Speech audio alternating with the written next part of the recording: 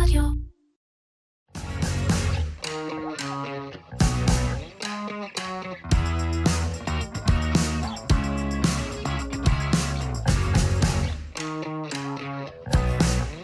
Welcome to Making WaveZ. Real stories, real leaders, and the forces shaping global shipping. I'm Maya Rubin, and today we're diving into the high-stakes world of global shipping operations with David Arbel, EVP and Chief Operations Officer at ZIM. From navigating storms to rerouting vessels during global crises, David leads the charge in an industry where reliability is everything. Let's jump in. David, first of all, thank you for coming here. Good morning. Brief personal background and your path to ZIM, and feel free to really entice us with some personal information. Okay, my name is David Arbel.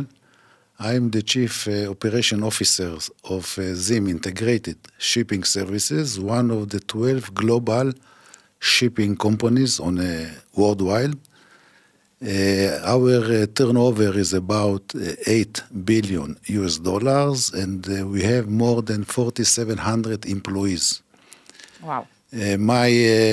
I'm in charge in ZIM on the whole global operations, network, chartering, bunkering, ports and terminals, logistics, intermodal, which means land transportation, more or less on the whole core shipping business. Before I joined ZIM, I serve in various senior and technical positions with extended professional experience in shipbuilding, in working in shipyards, ship management, operation, and procurement. I'm holding, from my education perspective, I'm holding BSc in engineering, graduated from the Israeli Institute of Technology, the Technion, MBA program in the Technion, and Master in Political Science from Haifa University. Oh, nice, me too. Not in the Haifa. So what led you into global operations? My whole life, I'm in the operation business. Okay. In my career, I was developed in senior position in the operation, logistics, and technical, as I mentioned. And this led me to enter in the shipping industry, which is very, very exciting. We'll hear about that in a few minutes, but I do want to ask you, how would you describe ZIM in just one sentence?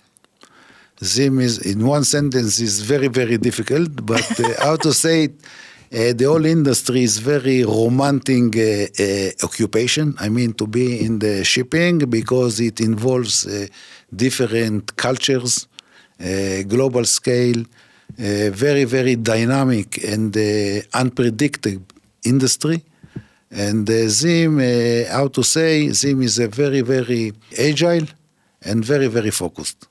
Okay. So let's dive in right to the pain questions. What are the biggest operational pain points you are constantly navigating right now as we speak? The main pain points, by definition, in our industry, and especially in the operation business, is of course the schedule integrity. We are offering to the customers, we are selling schedule, we are sending timetable, we are sending time to market. So to maintain a weekly service committed to the schedule integrity is very, very difficult, not to say that we are working in a very volatile and unpredicted business environment. So it is very, very difficult, and it requires special skills and special people, and very, very to be disciplined, to plan ahead, to have always a kind of contingency plan, and to plan for disruption, because to maintain schedule integrity and to give the service to our customers, it requires to be very, very agile, very, very fast thinking, and with contingency plan, because things happen. So when you say special people and special plan, What do you mean? That's what you mean? People that are agile, that know how to... Exactly. One of our core values of ZIM is, of course, agility, which means we have to be very, very fast and very, very flexible. In our business, we have to trust our people and to lead them in a kind of, to inspire them to perform the best. They have to be in the detail, and it's a question of execution. We have to be very, very disciplined to follow our contingency plan and execute it for excellence. So then what happens when, global shocks like conflict, weather, port delays? We have a lot of stuff.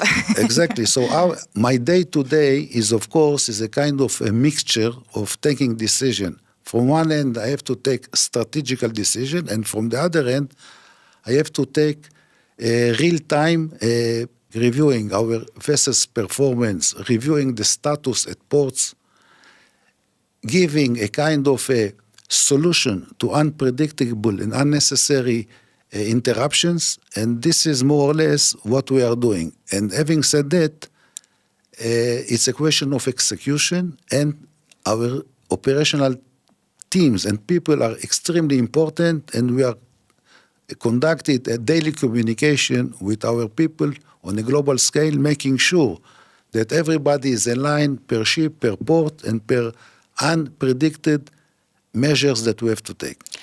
Can you give us an example of something that happened, whether it's recently or throughout your career or throughout your journey in ZIM, something that you feel that you overcame something together with these values you're talking about, agility and execution and...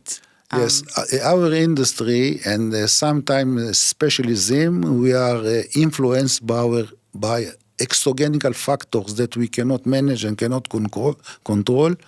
The most popular example is what happened to us with the threat of the Houthis in Bab el-Mandeb Straits. One day we have to take a decision because our ships were under threat, and we have to take a decision to see what kind of measures we are going to take in order to maintain our weekly service, to serve our customers. So what we did, of course, we established a cross-category task force that modeled and simulate many rerouting scenario of the ships, and we find the right solution.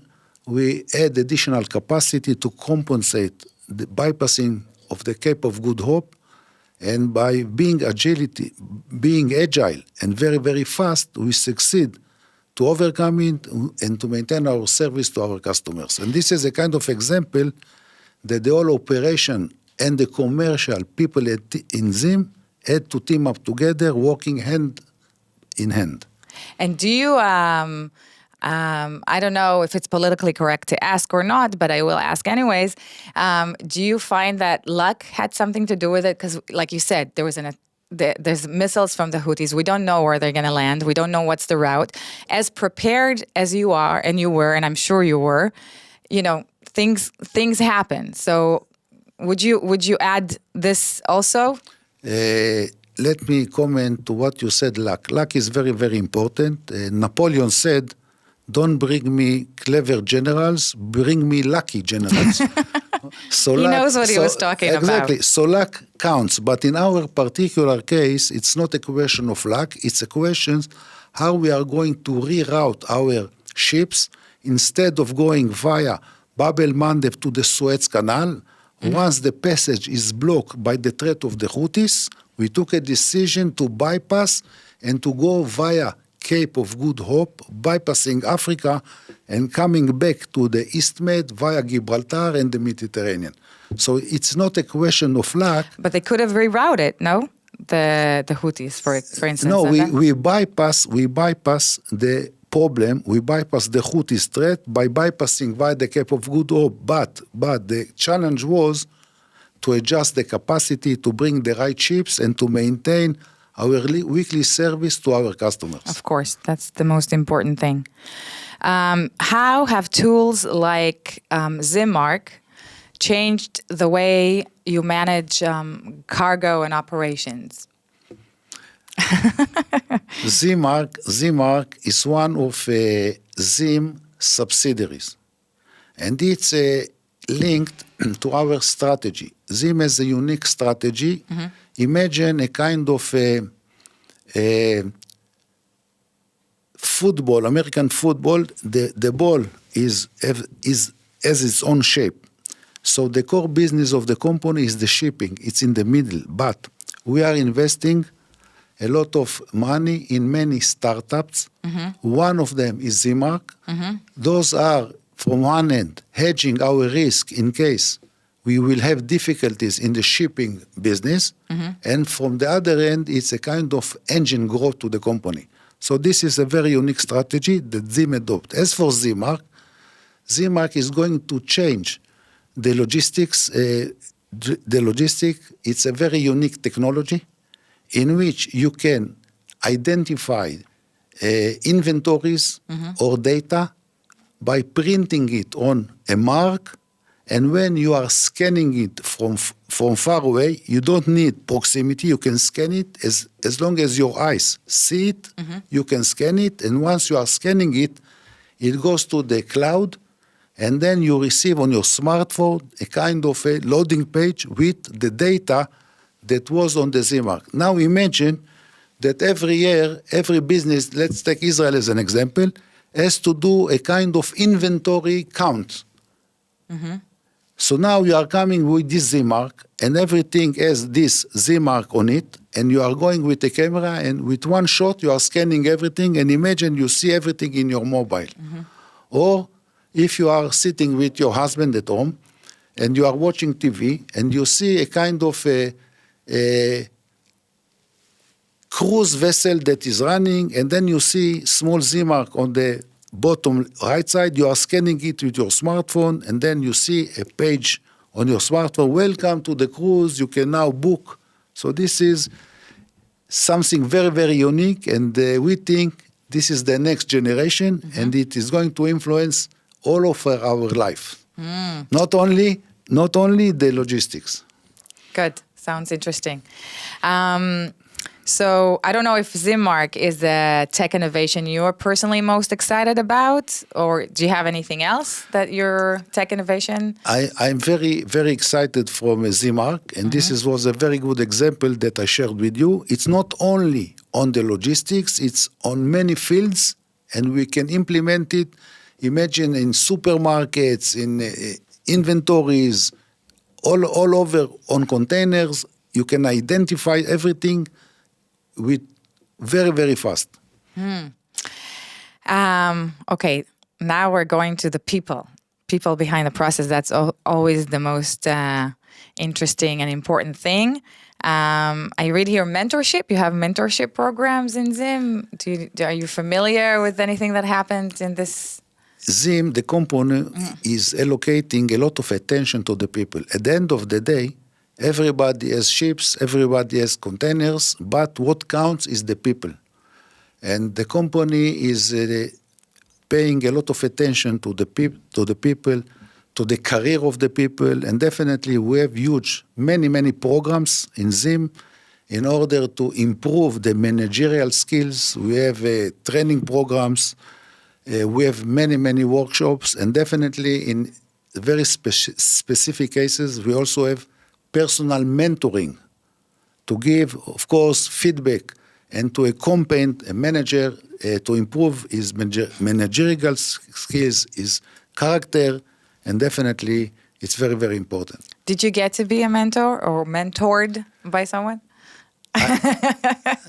I am in person, had the opportunity to be a mentor for several people in ZIM and in my previous duties. And I think it's very, very important. And not to say that today, many CEOs also not necessarily low-profile managers, have mentors. Of course. Because mentoring is a kind of a person that you trust him and you share with him things that you cannot share it with, on course. a day-to-day basis, and it definitely helps. Every teacher has a teacher, and Yes, everyone. we always study Exactly. and learning. We're lucky if we're studying and learning. Yes. If not, we're less. So what makes a great seafarer, and what turns them into a great leader? What makes a great seafarer is also always, first of all, curiosity and professionalism. The seafarer has to study because the knowledge that is needed to perform is huge. And generally, the seafarer is following orders and procedures. So he has to show curiosity, to understand the procedures, and to follow it. But when we are talking on leaders has to anticipate in advance the problem, has to give the right communication and guidelines, not under pressure. And the most important things, they have to inspire their people to do the best in order to perform. So this is the difference, and we do hope that our crews and employees and managers in ZIM are as I defined it. Yeah, I think so. If you see it, you make it, right? Exactly, absolutely. Any story about a crew member or officer, someone that you saw their journey and it inspired you and stayed with you, and you looked at it and you said, by the way, it could be your own story, your own journey. But if it's your own, you have to tell us why. And if it's someone else's, so tell us what inspired you and what stayed with you. Yes, when I started my career as an engineer on board a ship, and we crossed an ocean, and we had a huge problem in the machinery. And when you are a young officer, you have many thoughts. Since there is only one engine in the ship, you are thinking, what is going to happen? We are in the middle of nowhere. Who is going to assist? Who is going? And then I was very, very impressed and very, very inspired when I saw the chief engineer of the ship. What's his name? You don't remember? It was a long time ago. I remember. Why did it doesn't matter? We can say his name, okay. I remember. He was very, very cool and very, very calm. And he gathers all the technician, and he gave the right guidelines. It was very, very complicated. And as a young officer, you didn't even imagine that such a work can be done at sea, because it required a lot of spare parts, a lot of skills of the technicians. And after several days, the crew succeeded to fix the problem, and the ship came back to business and to sail. And I was very, very impressed from the professionalism, the determination, and the inspiration that the message for me was everything can be done at sea. Yeah. In the right manner. In the right manner. In the right absolutely. manner. How would you describe ZIM's vision and strategy? When you are asking me about the vision, my audience might think, what is a vision?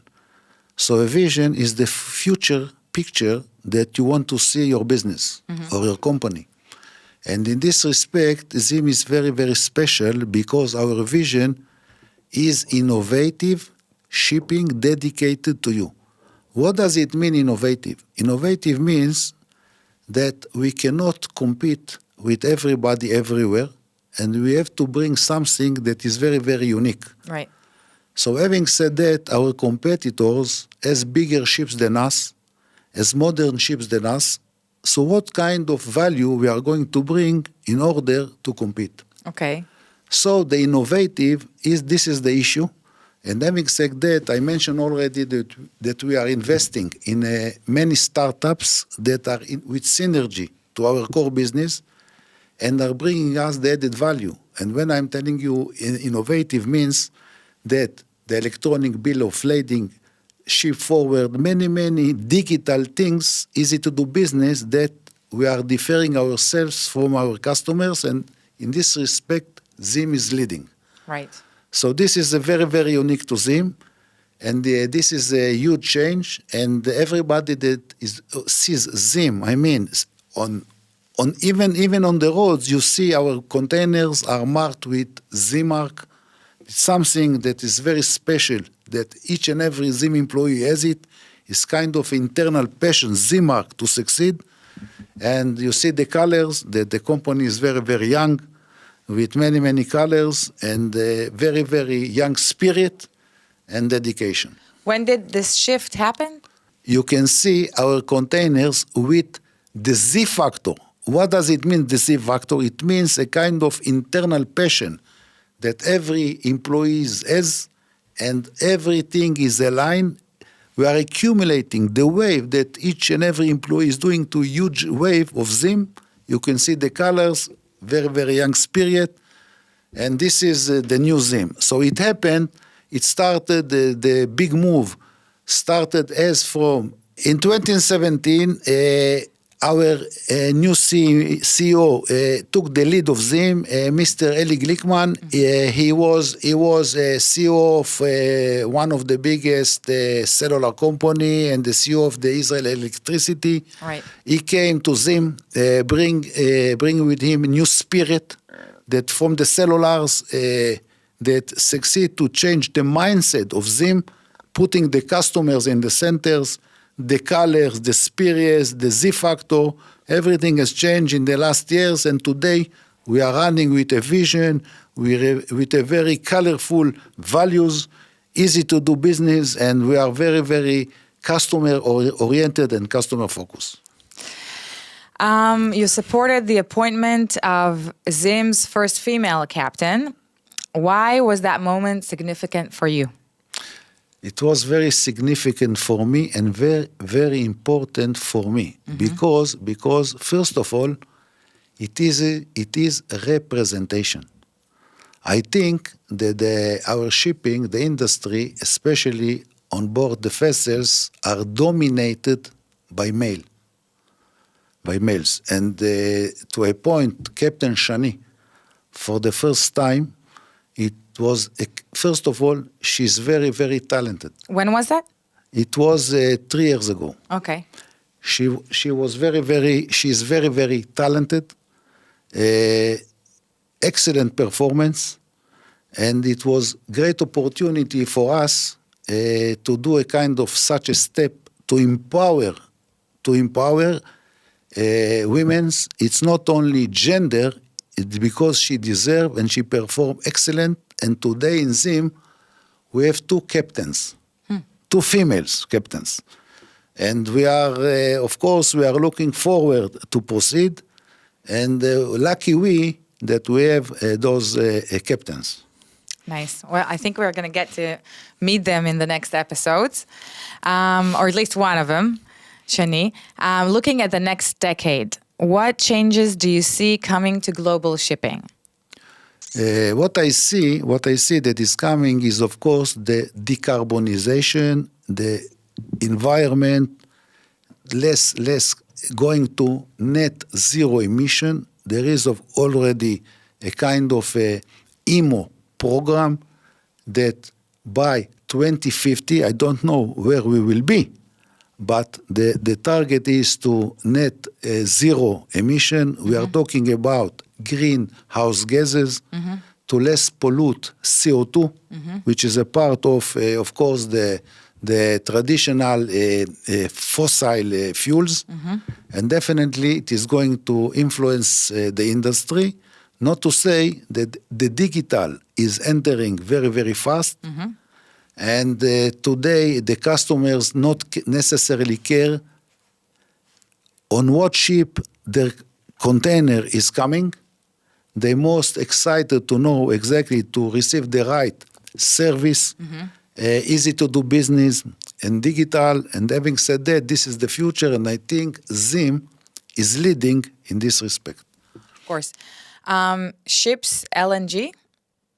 Can you tell us something about that? Yes, LNG is a part of the huge parade of the decarbonization. We took, 3 years ago, we took a strategic decision to go to LNG, and why?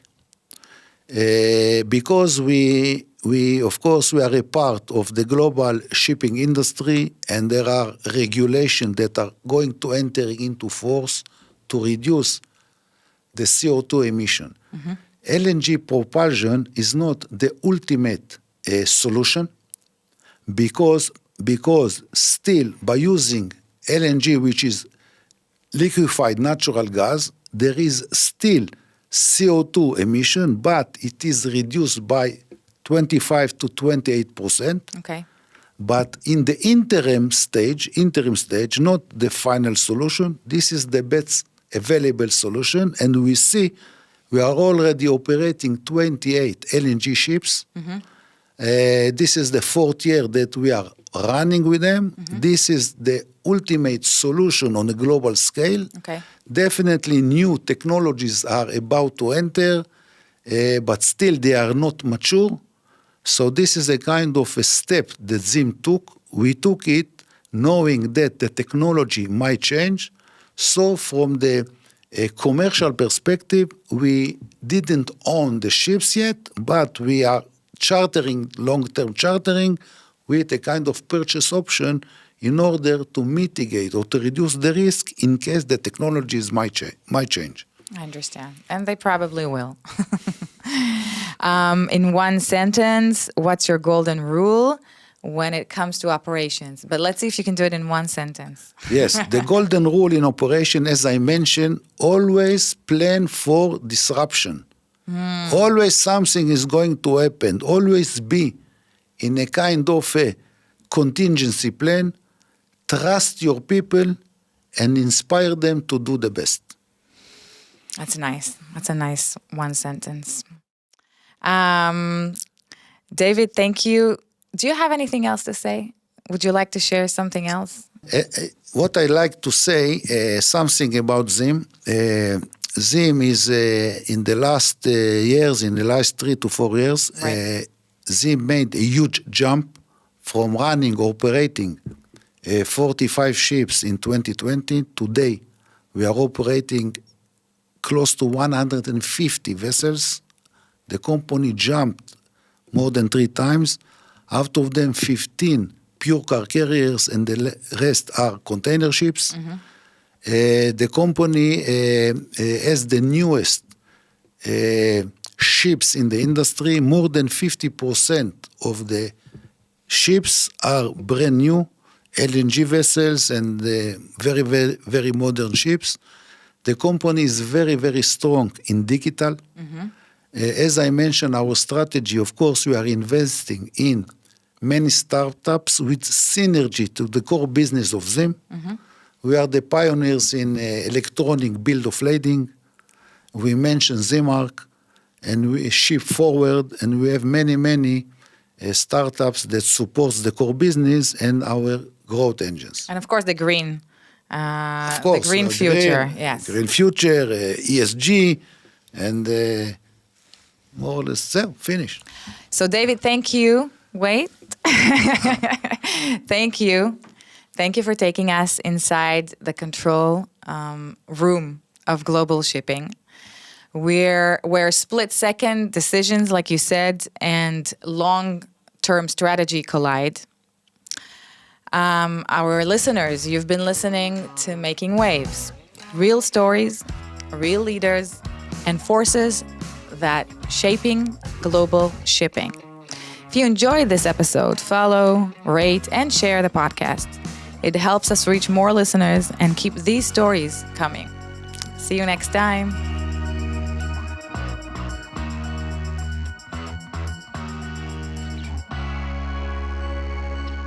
Radio.